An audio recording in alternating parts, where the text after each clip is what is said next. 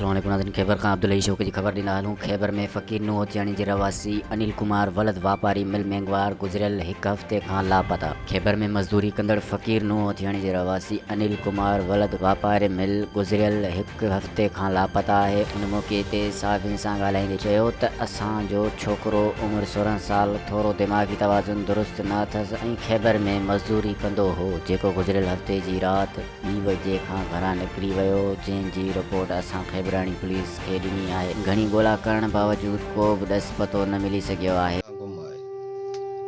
हिन जूं 4 भेनरियूं आहिनि, नंढड़ियूं आहिनि, मासूम, जंहिंजो कमाइण वारो इहो ई ज़रियो आहे हिकिड़ो। ठीकु आहे। उन खां पोइ हीअ नानी आहे पोड़ी। असां इन जी NC बि कटराई आहे खैबरानी थाणे ते, ऐं महिरबानी करे असां आला ऑफिसरनि खे अपील था करियूं त इन जी किथे तव्हांखे का पुछा ॻाछा थी सघे थो, माना मिले अव्हांखे त उन जी असांखे इतला लाज़मी ॾिजो।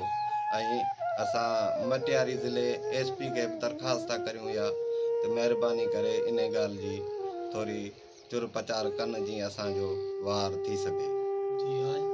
तक़रीबन हफ़्तो थी वियो आहे। उन खां पोइ कमाइण वारो बि हिननि जे घर में ॿियो केरु कोन्हे, वॾो घर में आहे ई। उन खां पोइ 4 भेनरूं उन्हनि जो केरु आहे।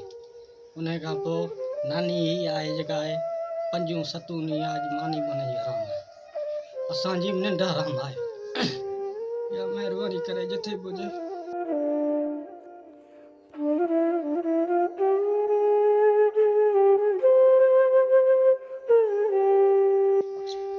अपील था करियूं,